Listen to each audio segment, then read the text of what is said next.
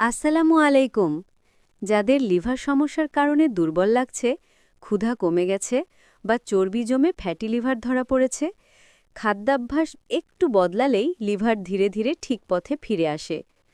প্রথম নিয়ম, তেল চর্বি কমান।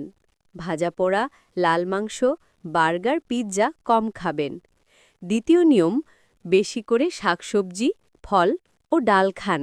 এগুলো লিভারের প্রদাহ কমায়, টক্সিন বের করতে সাহায্য করে।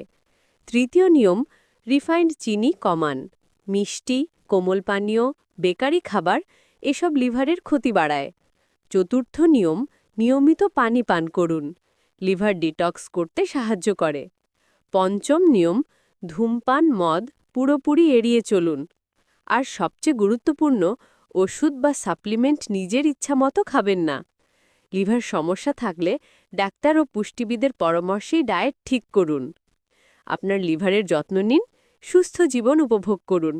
ভিডিওটি ভালো লাগলে লাইক ও শেয়ার করুন, আর স্বাস্থ্য বিষয়ক আরও জানার জন্য সাবস্ক্রাইব করে আমাদের সঙ্গে থাকুন।